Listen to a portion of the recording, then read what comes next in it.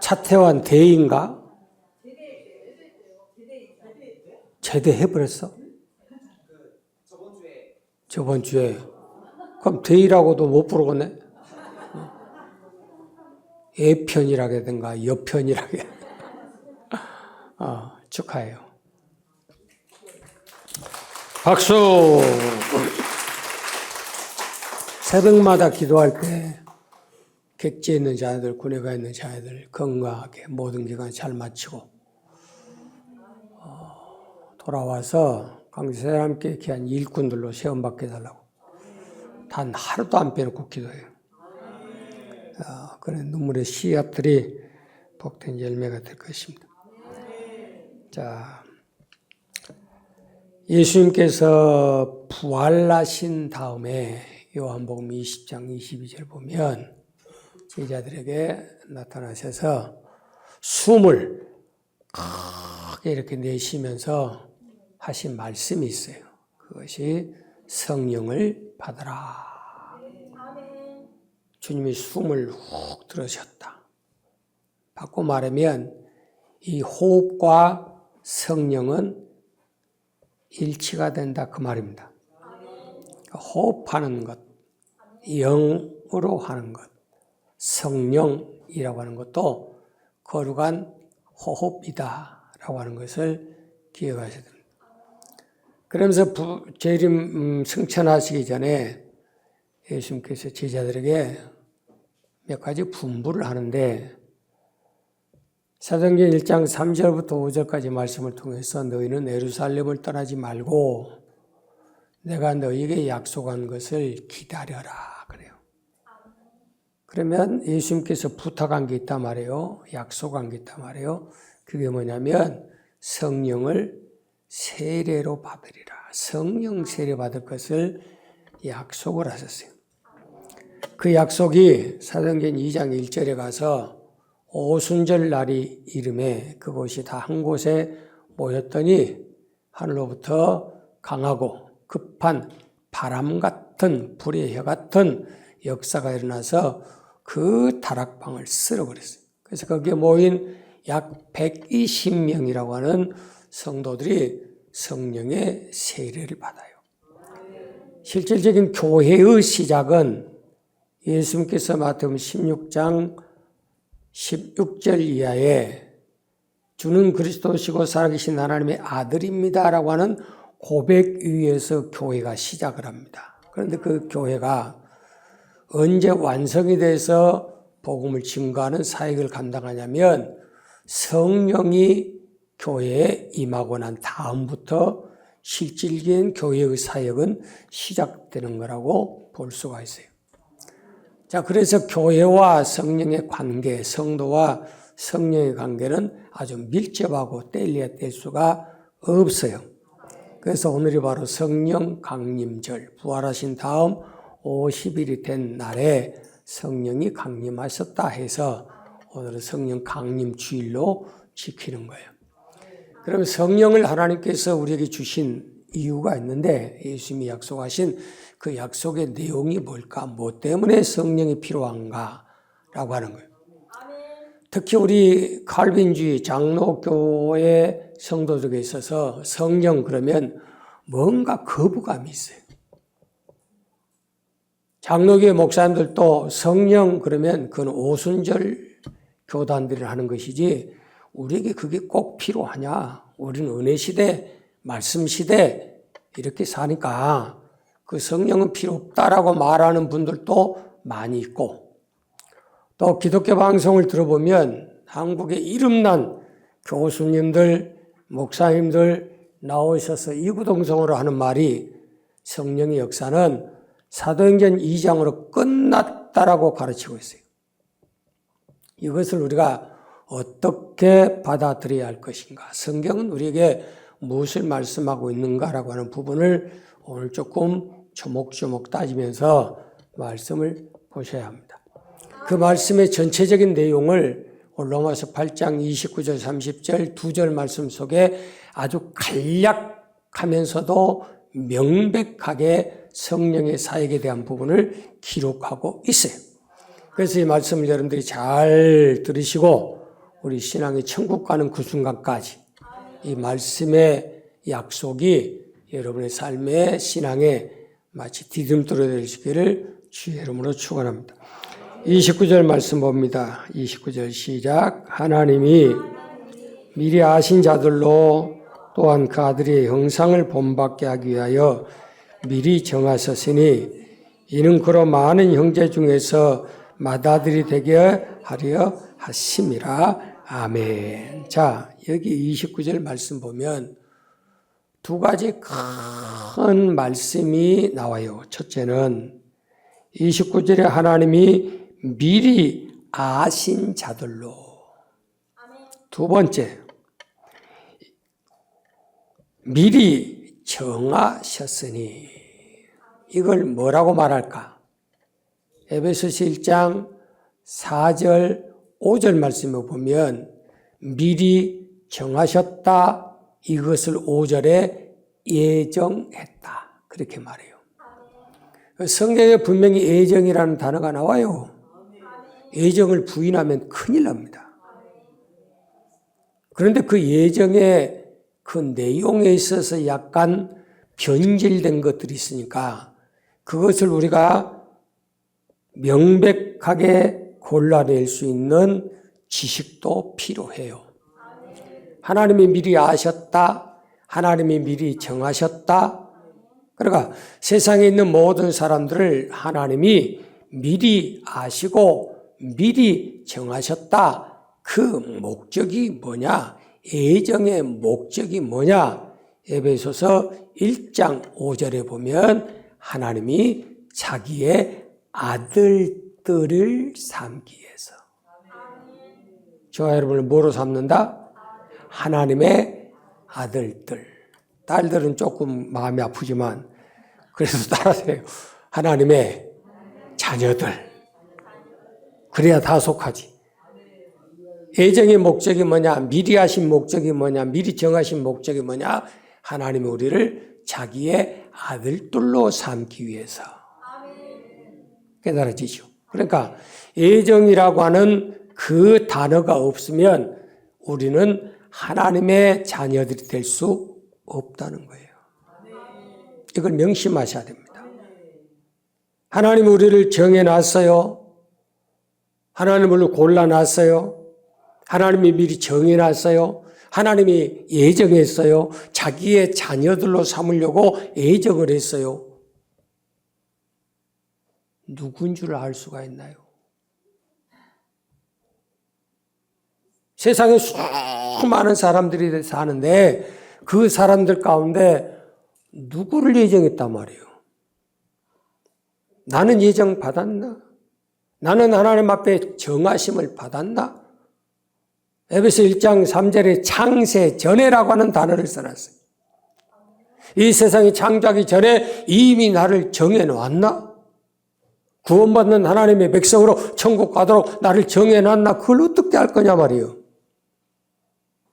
우리에게는 계획이 없고 우리의 의지하는 상관이 없이 그는 구원은 하나님의 독단적인 사역이니까 하나님이 우리에게는 상관없이 하나님이 딱딱딱 정해놓은 그 사람은 구원받는다. 이건 잘못된 예정이에요. 그럴 리가 없어요. 왜냐하면 디모데전서 2장 4절 보시면 하나님은 모든 사람이 구원받기를 원해요. 구원에 대한 한계성을 어떤 특별한 몇 사람에게만 예정된 것이 아니라 하나님의 사랑은 세상에 있는 모든 사람이라는 거예요. 그런데 문제는 그 모든 사람 전체가 다 구원받았으면 좋겠고 예정받아서 구원받았으면 좋겠는데 그러지를 못한다는 겁니다. 그래서 누가 예정됐는가? 누가 하나님의 아들들로 살아갈 수 있도록 만들어 놓으셨는가? 라고 하는 것을 30절에 써놨어요.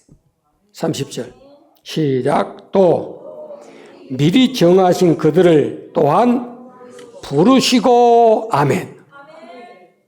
내가 예정되었다, 정해졌다, 하나님의 아들들로 살아갈 수 있도록 정해졌다라고 하는 것을 무엇으로 아냐면 부르심으로 아는 거예요. 바꿔 말하면 하나님이 저와 여러분을 불러줘야 된다 그 말이에요. 조기석, 나를 부르네? 그렇죠? 김종옥, 나 부르네? 사무엘상에 있는 것처럼 사무엘아, 그러니까 사무엘이 눈 벌떡 뜨고 나서 예, 저 여기 있어요. 그리고 엘리 제사장에 뛰어가잖아요. 하나님이 창세기 12장 1절 말씀 봐요. 아브라함에게 나타나셔서 아브라함아 부르는 거예요. 그래서 아브라함이 예, 제가 여기 있어요. 그게 부르심이에요. 너는 본토 친척 아비집을 떠나야 되겠다. 예, 부르심이에요. 내가 갈 바를 알지 못하나 네가 갈 곳은 내가 정해놨으니까 그곳으로 떠나야 되겠다. 예, 그게 부르심이에요. 여러분, 세상에 많은 곳이 있고 많은 사람이 있고 많은 환경 여건이 있지만 하나님이 특별히 광주 새사람 교회로 저와 여러분을 불러주신 것도 예정이에요. 옆에 사람 얼굴 좀 쳐다보고 하나님이 당신을 부르셨습니다.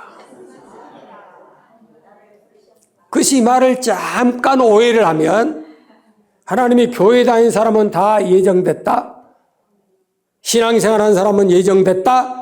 라고 그렇게 얘기하고 부르심을 받은 것처럼 얘기하는데 잘 들으세요. 하나님은 우리를 부르시되 베드로전서 5장 10절에 모든 은혜의 하나님이 그리스도 안에서 부르사 그랬어요. 잘 들어봐요. 교회의 머리는 그리스도예요. 이해가 되죠? 하나님 우리를 교회로 불러줬다는 것은 교회의 머리가 되신 그리스도 안으로 들어오게 했다는 거예요. 여기에 사용되는 도구가 뭐냐면 전도요, 선교예요. 바울을 통해서 말씀하죠. 너희가 전하지 않는데, 너희가 선포하지 않는데, 너희가 가르치지 않는데 그들이 어떻게 듣겠으며 그들이 어떻게 믿겠으며 그 부르심에 응답하겠느냐. 그래서 사도 바울도 3차 전도여행을 통해서 목숨을 걸고 복음을 전하게 됐던 그 동기도 내가 전하지 않으면 하나님이 정해놓은 그 사람들이 부르심을 받을 기회가 없다는 거예요. 진짜 우리 한국 교회는 하나님 앞에 감사를 해도 다른 어떤 민족보다도 어떤 나라보다도 감사의 조건은 억만 가지가 더 있어요. 미개국 도상 국가 가운데 그 짧은 기간 동안에 이렇게 잘 살고 이렇게 떵떵거리고 세계에 선교사가 파송되지 않는 곳이 없을 정도로 복음이 수출되도록 만들어진 역사는 선교사들을 통해서 우리에게 복음이 증거되고 하나님이 우리를 부르심에 우리가 순종했을 때 우리도 그 은혜를 입고 그 은혜를 나눌 수 있는 그런 교회와 현실이 된 거예요. 여러분이 들고 있는 여권이 세계 어디를 가도 패스를 합니다. 그거는 세계 두 번째예요. 세계에서 두 번째로 인정을 받는 여권이 대한민국 여권이에요. 어디든지 통과합니다. 어디든지. 그만큼 대한민국의 위상이 높다는 거예요. 그 이유가 어디 있어요? 잘 산다는 거지. 잘 사는 이유가 어디가 있었어요? 동기가 어디 있어요? 예수 믿는 은혜로. 아멘. 복음이 130년 전에 이 땅 위에 선포된 다음에 우리는 경험 안 해봤습니까? 요즘 태어난 사람들은 배고픔이 뭔지, 아십이 뭔지 전혀 몰라. 우리 며느리도 보면 현찰을 손에다 만져본 적이 거의 없어. 뭐로만 쓰는 거예요? 카드로만 쓰는 거야. 카드 내역을 한번 쭉 봤더니 엄청나게 써. 근데 불러다가 야, 너 카드 내역이 너무 많다 이거. 앞으로 이런 부분은 조금 조심해야 되겠다. 라고 내가 이렇게 지적을 해줬거든요. 모르는 거예요. 우리는 쌀밥도 못 먹고 밥도 못 먹고 자랐다. 그러니까 애들이 대답합니다. 라면 먹으세요. 이 앞에 스파게티 있어요. 가서 사 드세요. 백성이 지금 빵이 없어서 굶어 죽어요. 그럼 스파게티 먹이세요. 영국 공주가 한 소리예요. 그때 시절을 모르는 거예요. 잊어버린 거예요. 그래서 지금 잘 먹고 잘 입고 잘 사는 것이 지가 잘나서 지가 똑똑해서 지가 벌어서 먹고 산 줄로 착각하는 거예요. 대단히 죄송하지만 미국이 손 들면 중국도 망하고 미국이 손 떼면 한국은 망해요. 잊어버리면 안 돼. 무시해서는 절대 안 돼요.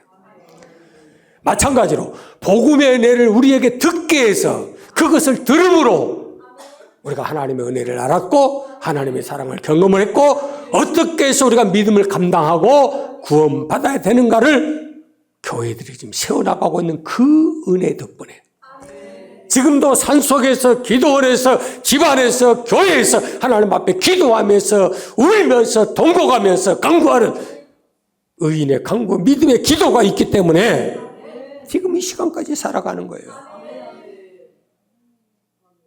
우리가 들었어요? 그럼 전해야죠. 우리가 받았어요? 그럼 나눠야지. 내가 받았는데 전하지 않으면 누가 전할 거예요? 내가 경험했는데 경험한 말을 내가 고백하지 못하면 누가 나가서 외칠 거예요? 돌들이 외칠 겁니까? 나무들이 외칠 것입니까? 그래서 바울은 그것을 심장 깊이 새겨버린 거예요. 그래서 항상 하나님 앞에 바울 서신의 모든 전장의 1절을 시작하면서 항상 고백하기를 그리스도의 종된 바울은 하나님의 은혜로 종된 바울은 하나님이 자기를 불러줬다는 그것에 대해서 얼마나 귀하게 생각하는지. 오전 중에 내가 말씀 묵상하고 기도하고 있는 중에 벌써 세월이 50년 가까운 세월이 지나가잖아요.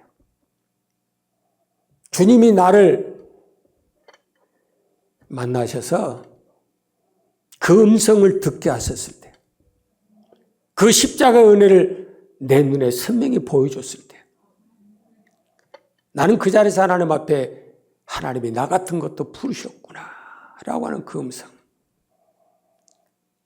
모든 세상과 다 청산하고 신학교를 가기 위해서 기착한 척한을 딱 밟는 순간에 하나님 내 뒤통수에 대놓고 말씀하셨어요. 규서가 어떤 천둥소리보다 더 컸어요. 내가 너와 함께야마. 어떤 상황에서라도 내가 너를 결단코 놓지 않았나. 얼마나 울었는가 몰라요. 그 척한을 딛는 그 순간부터 동목부에서 광주 남광주에 도착할 때까지 2시간 동안 호실에 들어가 본 적 없어요. 밖에 문 난간대 틀어잡고 사람이 이쪽으로 타면 이쪽으로 피하고 이쪽으로 타면 이쪽으로 피하고 2시간 내내 울었어요. 하나님, 우리 가문에 말할 수 없는 그런 처참한 상황 속에서 나 같은 것을 불러서 하나님이 사용하신다니. 그때 하나님 앞에 다짐한 게 있어요. 어떤 어려움이 있어도 절대로 목회는 포기하지 않겠습니다. 이것이 부르심의 은혜예요. 하나님 우리를 그리스도 안에서 그리스도의 몸된 교회의 지체로 우리를 불러줬다는 사실이 이게 기적이에요. 네가 뭔데? 그래서 교만하지 말라는 겁니다. 하나님의 십자가 앞에 있을 때마다 우리가 겸손함으로 주님 앞에 서서 나의 나된 것이 하나님의 은혜입니다. 고린도서 15장 10절에 말씀하는 바울의 고백처럼 나를 불러주신 그 은혜가 헛되지 않게 하기 위해서 내가 다른 모든 사도보다도 더 많이 수고하겠습니다. 결단했던 그 고백으로 우리를 이끌어 가시는 거예요. 그래서 하나님 나를 불러줬어요. 내 이름 석자를 불러줬어요. 그리고 그 이름 석자를 하나님의 생명책에 기록해 놓으시고 그 이름이 흐려지지 않도록, 지워지지 않도록 우리를 이끌어 가시는 그 은혜가 오늘도 우리 안에 있다는 것을 기억할 수 있기 바랍니다. 그 다음에 말씀 30절 보시면 부르신 그들을 또한 의롭다 하시고. 아멘. 하나님 우리를 불러다 놓고 너 목사, 장로, 집사, 성도 됐으니까 됐다. 그 소리가 아니에요. 여러분 잘 들으셔야 돼요. 하나님이 우리를 불러줬으면 책임을 다해야 되는 거예요. 맞아요? 틀려요? 결혼식을 했어요. 결혼식 할 때 여러분들 뭐라고 써야겠어요? 책임진다 했잖아. 남편은 아내를 책임지고 아내는 남편을 책임지겠습니다. 서약 했어요? 안 했어요? 근데 서약이 어디 갔어요? 약속 지켜야지. 검정머리가 팥뿌리가 되도록. 그러니까 팥뿌리 안 되려고 염색만 실컷 죽을 때까지 한 사람도 있어요. 약속 안 지키려고 그러려고 모르죠. 사모이 염색을 하도 오래가지고 염색을 안 하고 싶다고 해서 그럼 그냥 있어보자. 하얀 머리로 만들어보자. 그래서 했는데 옆에서 태클이 들어왔어요. 목사만 허여지 사모까지 허여면 백발 부부가 되니까 하나다 더 검해야 된다.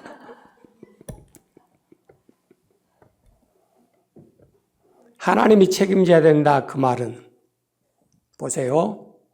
하나님 우리를 세상 속에서 이렇게 불러내줬어요. 그런데 명심해야 될 거는 이 세상이란 자체가 요한일서 5장 19절에 악한 자에게 속한 것이고 공중 권세 잡은 자가 지배하는 더러운 세상이에요.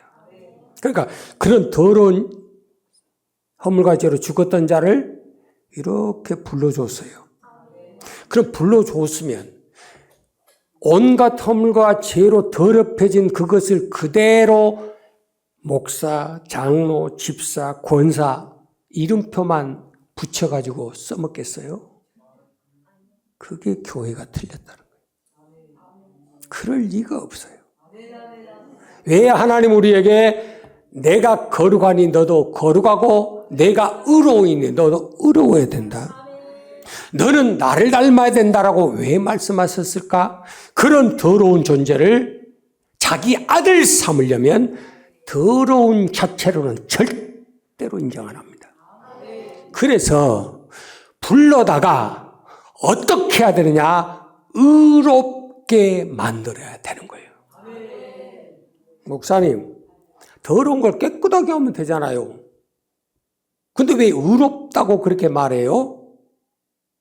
로마서 3장 24절 말씀을 대드릴게요.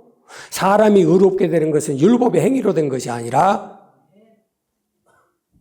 구속으로 말미암아 의롭게 되니라 그랬어요.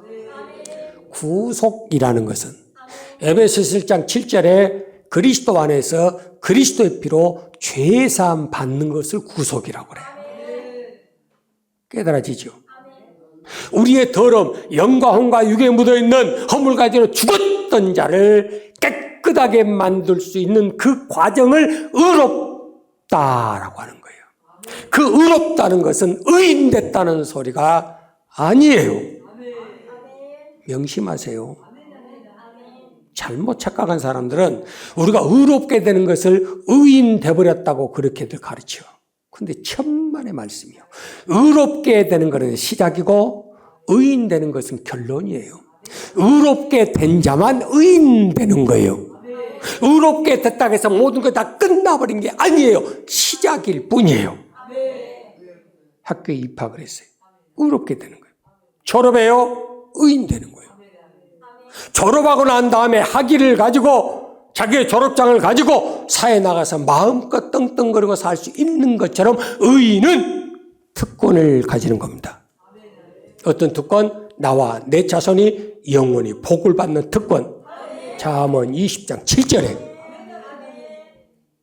그것도 모르는 사람들이 의롭게 되고 우리가 열심히 기도하고 하나님 앞에 열심히 신앙생활 했으니까 나는 의인 됐고 내가 복을 받고. 아니요, 천만의 말씀. 의롭게 되는 것은 구속으로만 된다. 다시 말하면 피 흘림이 없이는 사함이 없다. 피 없이는 깨끗해질 수 있는 방법이 없다. 예레미야 2장 22절에 수다한 비누를 사용하고 양잿물을 들어서 빨더라도 너의 허물과 죄는 여전히 그대로 남아있느니라. 우리가 열심히 했는데, 충성을 다했는데, 기도 많이 했는데, 봉사 많이 했는데, 헌금도 많이 했는데 왜 나는 깨끗하게 안 됐어요? 너희 가운데 피가 없었어요. 목포에 말씀을 자러 갈 때 어느 권사님 한 분이 말씀 듣고 난 다음에 저에게 찾아왔어요. 자기 목사님, 사모님, 장로님들 다 계신 자리에서 내 앞에서 딱 먹고 앉아서 목사님, 지금까지 내가 신앙생활 잘못했습니다라고 고백하더라고요. 나 깜짝 놀랐어요. 나한테 개인적으로 와서 그런 말하는 사람들은 수없이 많지만 자기 목사님, 장로님들 앞에서 한다는 소리 그는 심각합니다.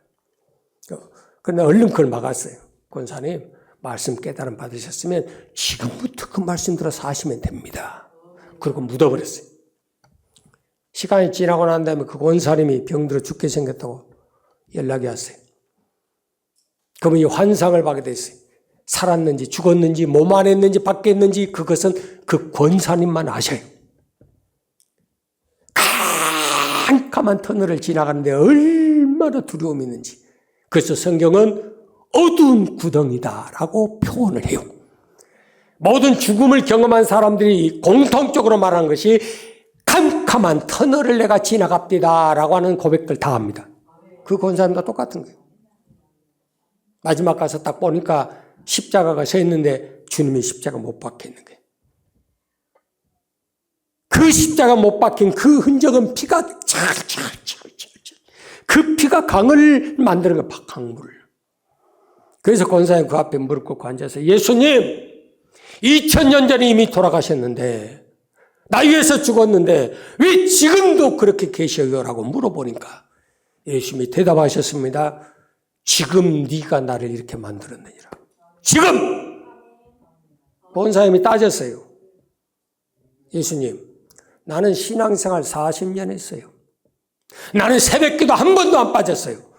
나는 이 교회 건축할 때 내가 교회에 헌금 절반을 했어요. 진짜 하신 분이에요. 그 교회에 권사님들이 여러 분 계시는데 가장 첫 번째 1번 권사님이세요. 그러니까 교회에서 얼마나 권한이 큰지 몰라. 교회에서도 목사님이나 모든 성도들이 다 그렇게 떠받쳐 줬던 그런 흔적을 가지고 계셨던 분이에요. 그래서 따졌어요. 예수님, 나는 예수님 앞에 이렇게 충성봉사를 다 했는데 내가 뭐가 잘못돼서 그럽니까? 라고 했더니 네 몸을 돌아봐라 그러시더래요. 그래서 자기 몸을 이렇게 들여다보니까 놀라운 거 발견했어요.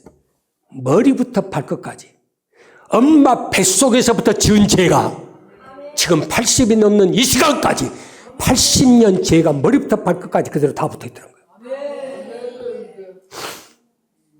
여러분 쉬운 간증으로 듣지 마세요. 따졌어요. 내가 열심히 기도한 건 뭡니까? 40년 동안 교회 다닌 건 뭡니까? 새벽 기도 한 번 빠지냐고 다닌 그 공로가 어디 갔습니까?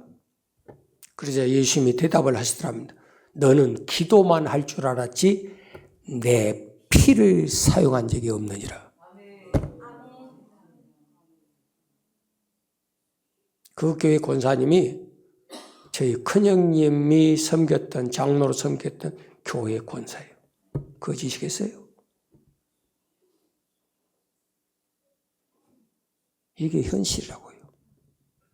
여러분 2000년에 흘렀던 그 피가 지금도 유효합니까? 2000년이나 지났는데 지금도 사용해야 됩니까? 라고 하는 소리를 수없이 듣습니다. 어느 신학 교수가 나와서 기독교 방송에서 하는 소리가, 여러분 2000년 전의 피를 지금도 믿으십니까? 라고 설교하시더라고요. 억장이 무너져 버려요. 히브리서 9장 14절, 우리의 죽은 양심, 우리의 죽은 행실을 살릴 수 있게 하고 의롭게 만드는 것은 흠없고 보배롭고 점없는 그리스도의 피밖에 없느니라. 나의 죄를 씻기는 예수의 피밖에 없네. 아멘. 나를 정케하는 것도 예수의 피밖에 없어요. 나를 의롭게 하는 것도 예수의 피밖에 없어요. 내가 20살 때 내 눈으로 똑똑해 본 것이 예수님 십자가의 피를 봤어요. 그 자리에서 내가 예수님이 나에 위해 죽으셨구나라고 하는 것이 고백이 나오더라고요. 그때 주님이 내게 말씀하셨어요. 내가 너의 죄 때문에 죽었다라고 말씀하셨어요.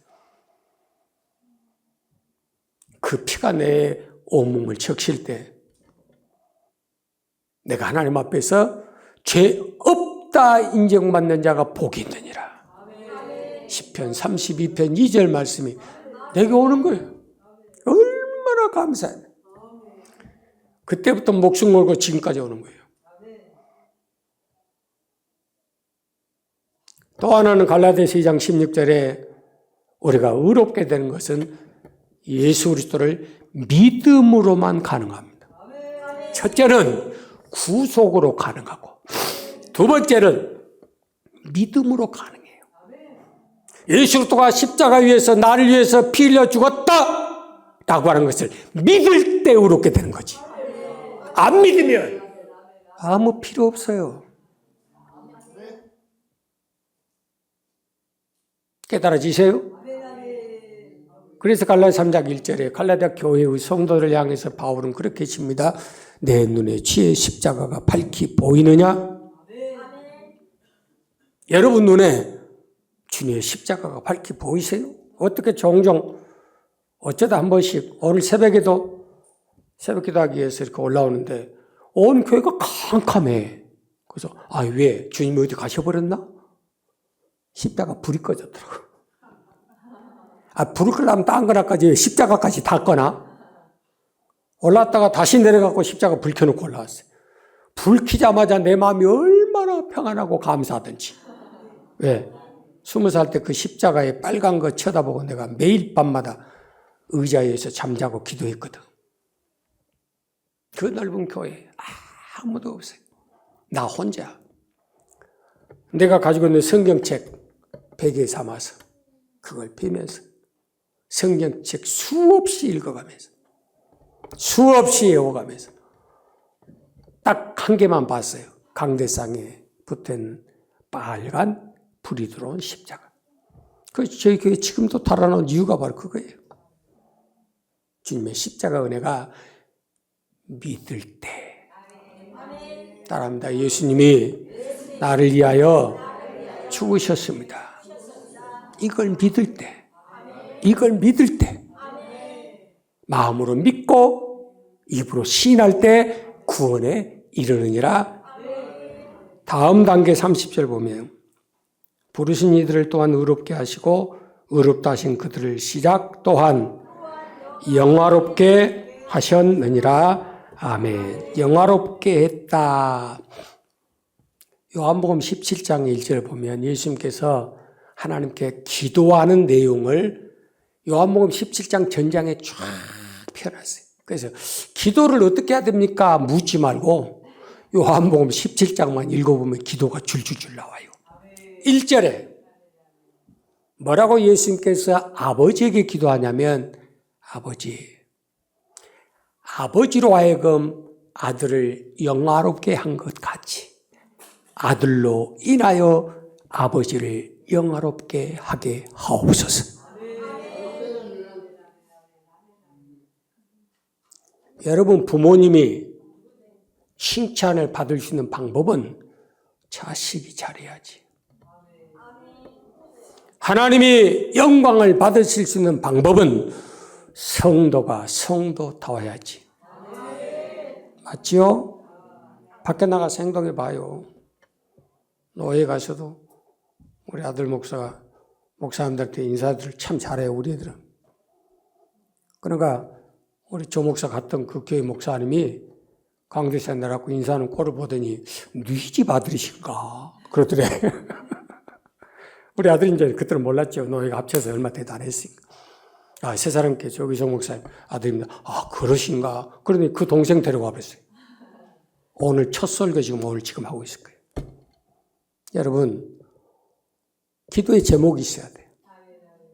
아버지가 나를 허물과 죄 가운데 죽은 자를 다시 살려서 아들 삼아줬으니까 이제 아들 된 우리가 아버지를 영화롭게 하게 하여 주옵소서. 이것이 나의 간증이요 이것이 나의 찬송일세. 나 사는 동안 끊임없이 구주를 찬송하리로다. 여러분, 뭐하고 살기를 원하세요? 어디에 목숨 걸고 사세요? 무엇을 위해서 지금까지 살아오셨습니까? 앞으로 남은 인생 여러분 뭐하고 사실 거예요? 우리의 찬송거리가 뭐고 우리 간증거리가 뭐예요? 네 아들과 손자들이 인생의 삶을 물어볼 때 너는 뭐라고 대답할 것을 가지고 사느냐라고 주님 우리에게 말씀하셨어요. 늘 기억하세요. 우리는 교회 안에서만 하나님의 자녀가 아니라 세상 가운데서도 하나님의 자녀가 되었다는 것. 그러면 빛은 등경 위에 세우고 소금은 세상 가운데서 마칠 내는 거예요. 먹든지 마시든지 살든지 죽든지 오직 하나님께 영광을 돌리게 해라. 고린도서 1장 31절의 말씀이. 왜 그러니까 하나님의 영광을 위해서 하나님을 영원롭게 하기 위해서 그렇게 살아야 되느냐? 여러분 기억하세요. 내가 내 것이 아니고 아버지의 것이기 때문에 그래요. 그래서 고린도서 6장 20절에 우리는 하나님 앞에 값주고 사신 것이고 내가 내 것이 아니고 아버지의 것이니 먹든지 마시든지 무엇을 하든지 다 하나님의 영광을 위해서 해라. 먹는 것도 물어보세요. 마시는 것도 물어보세요. 입는 것도 물어보세요. 사는 자체를 물어보세요. 앉고 일어서는 걸 물어보세요. 살고 죽는 걸 물어보세요. 부하거든가 가난한가 물어보세요. 그것이 선한 목자 되신 여호와의 따르는 종들이 해야 될 사명이에요. 무턱대고 하지 마라. 실수가 많아. 그러나 목자 되신 그분에게 묻고 확인하면 그분은 선하신 분이라 우리를 가장 선하고 복된 길로 인도해 가실 줄로 믿습니다. 결론적으로 성령은 반드시 필요해요. 성령 받지 아니하면 절대로 구원 못 받습니다. 성령으로 말미암지 않고 내가 예수를 주로 해봐야 아무 필요 없다고 고린도전서 12장 3절에 써놨어요. 그러면 성령이 어떤 일을 하세요? 간단해요. 쓰레기통에서 불러다가 빨아서 써먹는 거예요. 깨달아지죠? 미리 정하신 자를 불러다가 피로 씻어 의롭게 하시고 하나님께서 영화롭게 사용하시되 모든 삶 자체를 하나님의 영광의 도구로 사용하시다가 우리 영혼을 천국 가도록 이끄시는 분이 성령이세요. 그런데 성령의 사역이 끝났다면 네 구원의 사역도 끝난 거예요. 착각하지 마세요. 그 도수매너가 무엇인가? 29절 봅니다. 자, 26절 시작. 이와 같이 성령도 우리 연약함을 도우시나니 우리가 마땅히 빌 바를 알지 못하나 오직 성령이 말할 수 없는 탄식으로 우리를 위하여 친히 간구하시느니라. 아멘. 불러서 씻어서 옷 입혀준 그분이 그래도 우리가 믿음으로 살려고 발버둥 쳐도 안 되는 게 있어. 육신이 약해서, 세상적으로 부족해서, 어쩔 땐 넘어지고, 어쩔 땐 낙심하고, 어쩔 때는 원망하고, 어쩔 때는 부족함이 느껴질 때마다 성령님은 우리 안에서 26절 성령도 우리의 연약함을 도와주시는 분이다. 여자가 문제가 있어 넘어지고 자빠지고 깨지고 뒤로 잡고 깨졌어요. 그런 낙심하고 원망하고 이시라서 그런 소리가 아니에요. 그 자리에서 도우심을 구하라. 구해라, 찾아라, 두드려라, 먹고 마시는 것을 말하는 게 아니에요. 누가복음 11장 13절 구하는 자, 찾는 자, 두드린 자에게 내가 성령을 주시지 않겠느냐. 마태복음 7장 7절만 가지고 떠들면 안 돼. 누가복음 11장 가서 봐요. 똑같은 말씀인데 결론은 뭐예요? 성령을 구하고 성령을 찾고 성령을 두드려라. 그 성령을 받아야 그분은 너희 연약함을 도와주시고, 그 다음 말씀 보세요. 성령이 말할 수 없는 탄식으로 우리를 위하여 친히 간구하시느니라. 아멘. 성령이 내 마음을 막 두드려. 야, 조 목사가 일어나야지. 야, 빨리 교회 찾아야지. 야, 너 지금 기도해야지. 너 빨리 하나님 찾아야지. 갈급함을 줘. 그 갈급함에 빨리 순종하면 저주는 넘어가고 재앙은 넘어가고 문제는 넘어가고 평안한 가운데 뚫고 나가는 거예요. 깨달아지세요?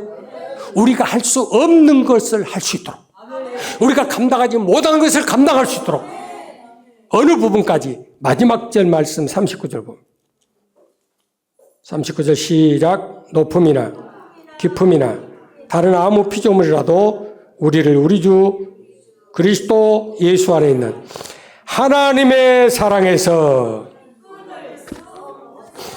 끊을 수 없느니라. 아멘. 그것이 우리 간증이요. 이게 우리의 찬송이야. 이게 믿는 자들이 가지는 확신이요. 이게 능력인 거예요. 왜 낙심해? 왜 두려워해? 왜 원망해? 이유가 있어요. 속에 악한 것 때문에. 그래서 또 부르심에 순종해서 말씀 듣고 깨달은 것 자백할 때 그의 보혈의 권능으로 우리를 깨끗하게 씻어주시고 빛나고 깨끗한 세마포로 가르쳐 주사 하나님과 동행하는 성도로 만들어주시고, 어떤 높음이나 낮음이나 핍박이나 공고나 환난이나 어려운 가운데서도 결단코 하나님의 사랑에서 나를 끊을 자가 없게 한다. 이게 바로 성령의 능력이에요. 구하는 자에게 주십니다. 찾는 자에게 주십니다. 간절히 사모하는 자에게 주세요. 오늘 또 우리에게 그 성령의 충만함으로 세상을 이기고 감당할 수 있는 믿음으로 살라라고 주님 우리에게 말씀하셨으니까 그 믿음으로 승리하는 축복의 삶이 되기를 주의 이름으로 축원합니다.